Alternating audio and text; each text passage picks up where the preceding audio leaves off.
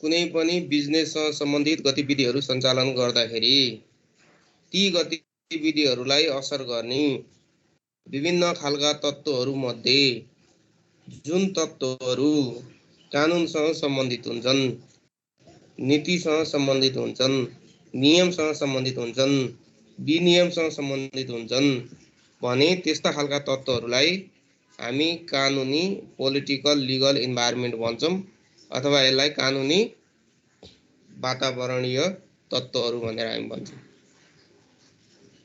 ल त्यही कुरा नि यहाँ लेखेको छ। के लेखेको छ यहाँ हेर। The political climate in a country in which a business firm operates is a very important force. A hospitable and stable government can encourage the business investment and growth in spite of the scarcity of natural and other resources. Business firms also have to cope with a large number of other tensions like ideological conflict, terrorism, traditional hostilities, government intervention, labor activism, and so on. Political forces thus pose a number of risks to business firms. The management of a business firm, therefore, to undertake the political risk analysis prior to investigating a new project or in expansion of its existing business. अब उसले यहाँ के भन्यो भनेदेखि विभिन्न खालका कानुनी तत्त्वहरू, राजनैतिक तत्त्वहरू, पोलिटिकल तत्त्वहरू हैन, त्यस्ता खालका तत्त्वहरू हुन्छन्। त्यस्ता खालका जुन विभिन्न पोलिटिकल तत्त्वहरूले मा हैन, जस्तै सैद्धान्तिक द्वन्द्वहरू हुन सक्छ है, एक अर्कालाई हस्तक्षेप गर्ने कुराहरू हुन सक्छन्, आतंकवादका कुराहरू हुन सक्छन् हैन, नारा जुलुस हडतालहरू हुन सक्छन्। यस्ता खालका जुन तत्त्वहरू छन् यिनीहरू राजनीतिक तत्त्वहरू भए हैन, नीति नियम कानुनसँग सम्बन्धित तत्त्वहरू के भए, कानुनी तत्त्वहरू भए, लिगल तत्त्वहरू भए। र यस्ता खालका जुन तत्त्वहरू हुन्छन्, यस्ता खालका तत्त्वहरूले यी आन्तरिक कुनै पनि देशभित्र हैन भएका यस्ता किसिमका जुन गतिविधिहरू हुन्छन्, यस्ता किसिमका गतिविधिहरूले कुनै पनि बिजनेस फर्म्सले व्यवसाय गर्दाखेरि ती व्यवसाय गर्ने कुराहरूलाई असर गरेको हुन्छ। अब असर गर्ने भनेर भन्ने कुरालाई हामीले कसरी बुझ्नु पर्यो भने त्यसले कि नेगेटिभ असर गरेको हुन्छ कि त्यसले पोजिटिभ असर गरेको हुन्छ। पोजिटिभ यदि त्यसले असर गर्छ भने त्यो सम्भावना हो, त्यो अपर्च्युनिटिज हो। नेगेटिभ असर गर्छ भनेदेखि त्यो के हो, थ्रेट्स हो अथवा च्यालेन्ज हो। ल यही कुरा नि हामीले कानुनी वातावरणमा हामीले पढ्ने हो है।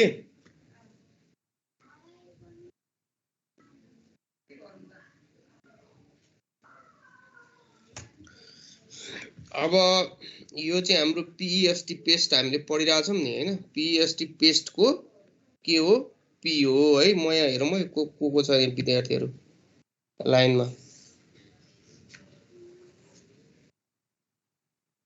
कोही छैन। अन्जु भट्टराई, जितेन्द्र कुमार मण्डल, सुजिता डंगोल। यो सजेसन भनेर राखेकोलाई के रिक्वेस्ट पठाउने हो?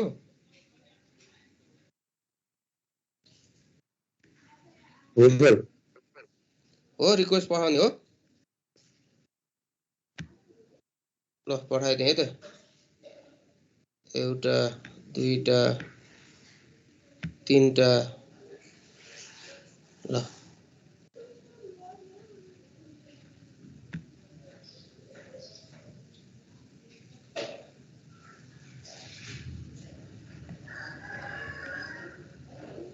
अब यति तिमीहरुले मेन यसमा बुझ्नुपर्ने कुरा चाहिँ यो। यसको प्रिफेसमा यसको भूमिकामा तिमीहरुले बुझ्नुपर्ने कुरा यही हो। भूमिकामा के बुझ्नु पर्यो? व्यावसायिक गतिविधिहरूलाई असर गर्ने धेरै खालका तत्त्वहरू हुन्छन्।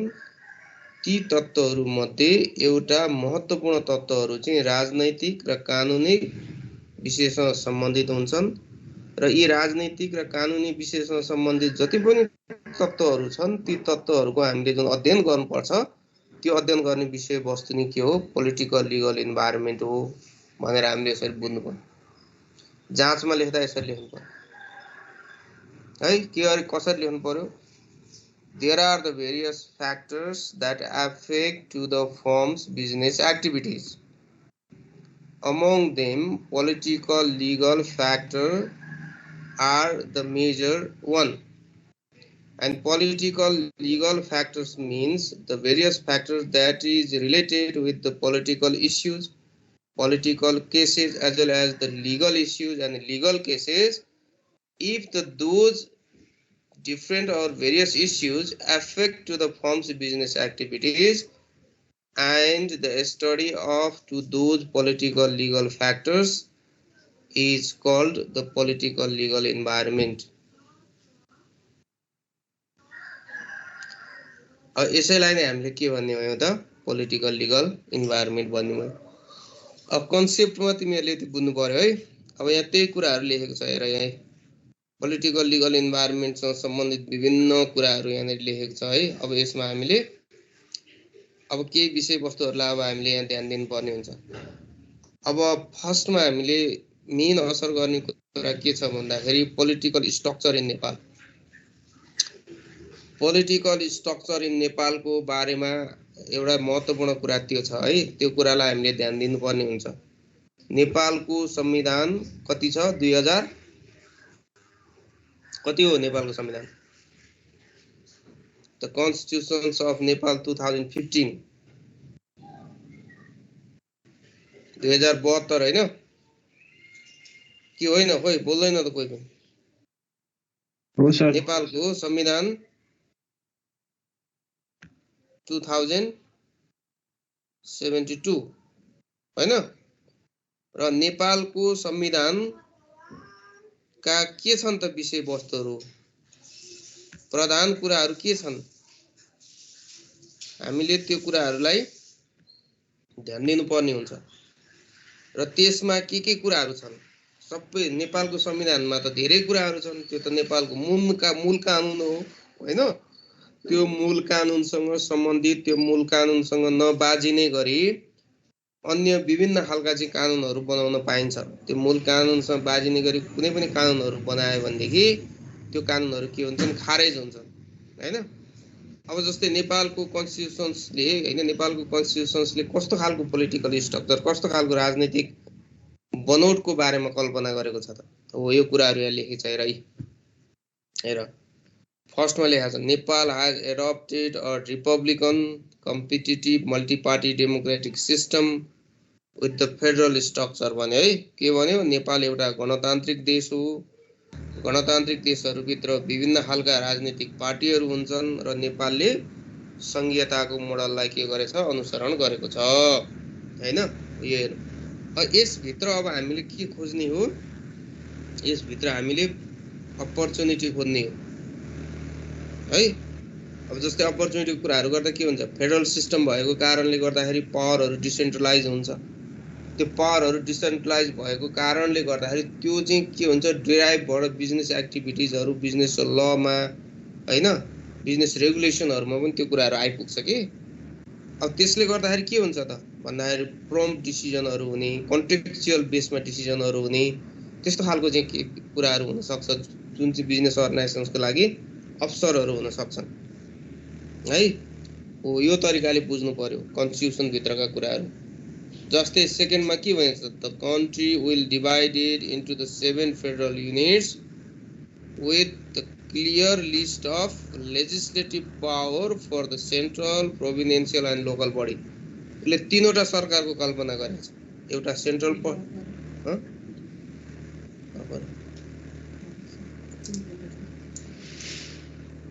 तिम्रो 3वटा बडीहरूको कल्पना, 3वटा सरकारहरूको कल्पना गरेको छ हैन? 3वटा सरकारहरूमा एउटा केन्द्र सरकार छ हैन?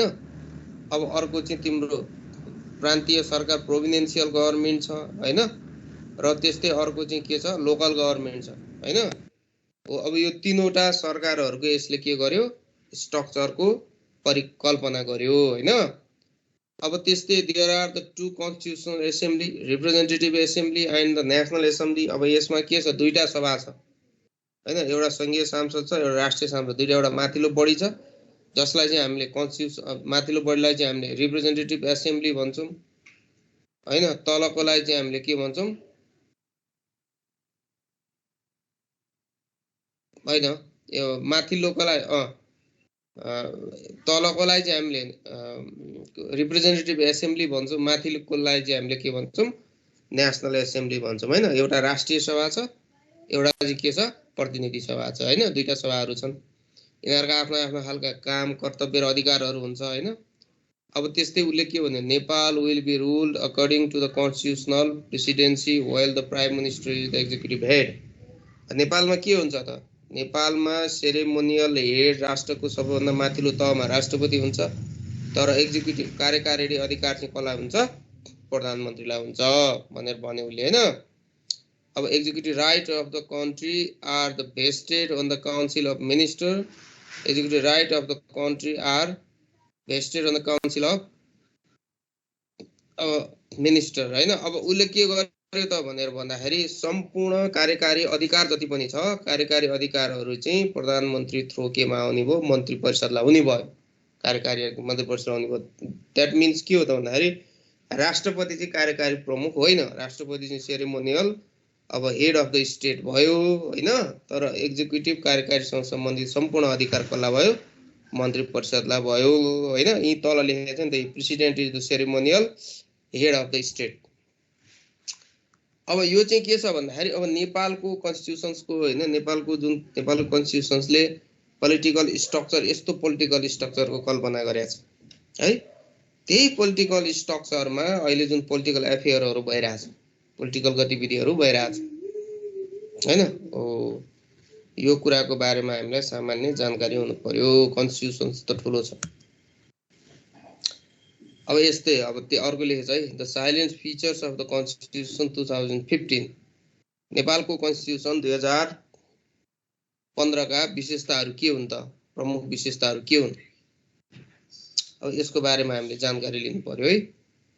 यसमा यहाँ केही प्रमुख विशेषताहरू लेखेको छ, जस्तै Nepali society will be govern according to the principle of proportional inclusion participation which is significant effects toward the economic equality and social justice। अब हेर है, अब नेपालको संविधानको एउटा साइलेन्ट फिचर के छ त, एउटा महत्त्वपूर्ण चाहिँ के छ भन्दाखेरि विशेषता के हो भने नेपालले यो के रे हामीले इन्क्लुसिभ भन्छौँ नि, समावेशीकरण अनि त्यहाँबाट समानुपातिक समावेशीकरणको मान्यतालाई अनुसरण गरेको छ हैन। अब यसमा सबै जाति, भाषा, धर्मावलम्बीहरू सबैलाई चाहिँ के छ भन्दाखेरि समान किसिमको अवसरहरू हैन, मेन लाइनमा चाहिँ के छ भन्दाखेरि उनीहरूलाई मूल धारमा, मूल प्रवाहमा समावेश गर्ने त्यस्तो खालको व्यवस्था गरेको छ भनेर भनेको है। योभन्दा अगाडिको संविधानमा त्यो कुराहरू थिएन रे।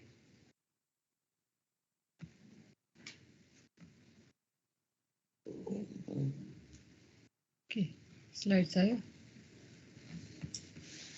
एकछिन फेरि भुलियो भने प्रोडक्टिभिटी हाई भयो। त्यो सुभाष नेवाङ र त्यो बेलाका राष्ट्रपति हुन् रामवरण यादव हैन। अब हामीले के लेख्छौँ, constitution of Nepal 2015 believes and hopes for better execution. यो राम्रोसँगले कार्यान्वयन होस् भनेर भन्नेमा हामीलाई विश्वास छ र हामीलाई आशा छ भनेर मैले त्यसरी टाइटल दिएर राखेको हो है। ल अब यो कन्स्टिट्युसन्समा तिमीहरूले ध्यान दिनुपर्ने कुराहरू यति हो, नेपालको कन्स्टिट्युसन ठुलो छ हैन, धेरै छ, त्यहाँ धेरै विषयवस्तुहरू छन्, तर यसका जुन फन्डामेन्टल आधारभूत कुराहरू चाहिँ यिनीहरू हुन्। यी आधारभूत कुराहरूलाई हामीले ध्यान दिनु पर्यो है। पहिलो कुरो पोलिटिकल स्ट्रक्चरको कस्तो कल्पना गरेको छ त्यो कुरा हामीले बुझ्नु पर्यो। त्यो कुरो बुझ्दा हामीले तीनवटा कुराहरू मात्र बुझौँ।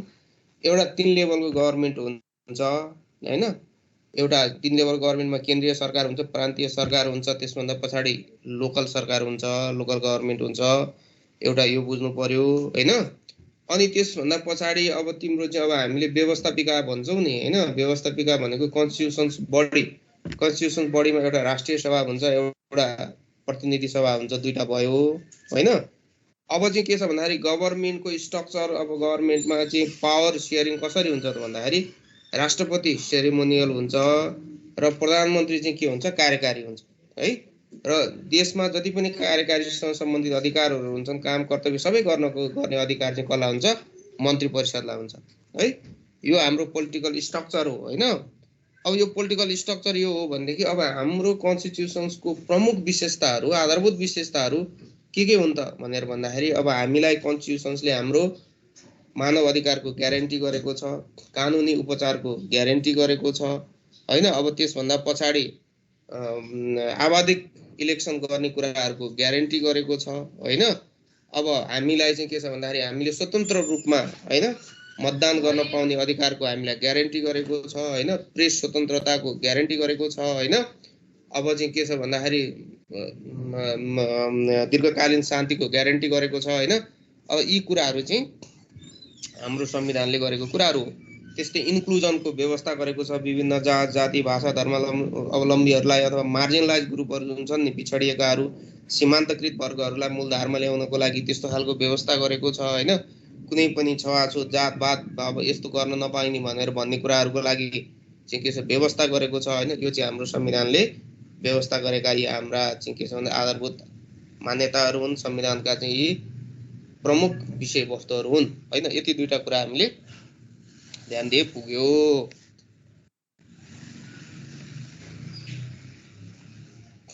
एकैछिन है को लागि हैन। अब कन्स्टिट्युसन्सको अरु डिटेल जानकारीहरुको लागि त अब तिमीहरुले कन्स्टिट्युसन्सहरु हेरेर अब हैन डाउनलोड गरेर अथवा किनेर पनि तिमीहरुले पढ्न सक्छौ है। अब जस्तै यहाँ अरु कुराहरु पनि लेखेछ नि, मलाई पनि यहाँ पढौं जस्तो लाग्यो है। ल हेर, commitment to socialism based on the rule of law, democratic norms and values, durable peace and good governance भनेको छ। कन्स्टिट्युसन्समा यो कुराहरु व्यवस्था गरिएको छ है। जस्तै अब हाम्रो देशको अर्थतन्त्र हैन समाजवाद उन्मुख छ हैन। अब चाहिँ के छ भन्दाखेरि कानुनद्वारा अब त्यो शासित हुन्छ। अनि त्यसभन्दा पछाडि हाम्रा जति पनि प्रजातान्त्रिक मूल्य मान्यताहरू छ, ती प्रजातान्त्रिक मूल्य मान्यताहरूलाई हैन हामीले अनुसरण गर्ने कुराहरू छ हैन। दीर्घकालीन शान्तिको कुराहरू छ हैन। र अब गुड गभर्नेन्सको कुराहरू छ। अब यो संविधानमा त यो कुरा लेखेको छ, प्र्याक्टिकली गुड गभर्नेन्स करप्सन छ भनेर जताततै भनिन्छ हैन। गुड गभर्नेन्सको कुराहरू गरिएको छ हैन।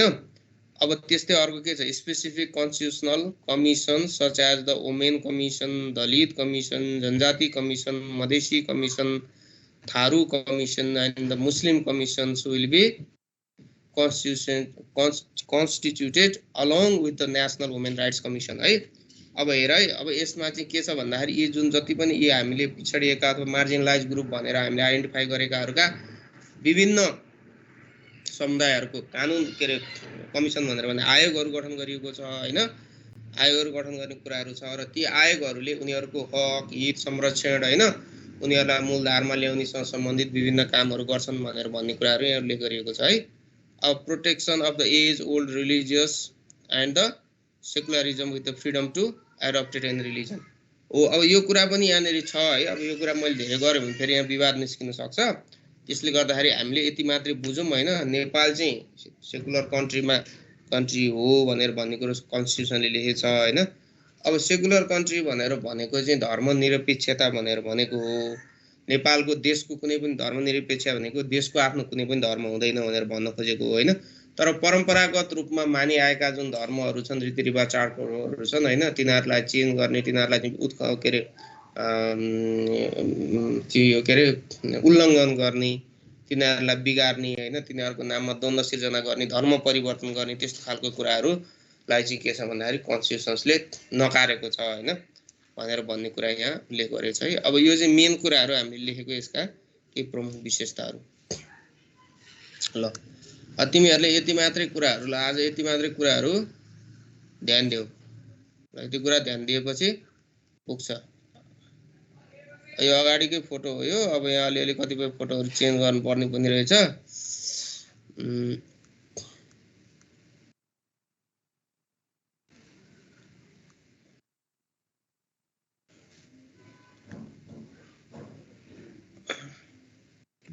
ल आजलाई यति गरौँ है। अब तिमीहरूलाई मैले एउटा कुरा सोध्न खोजेको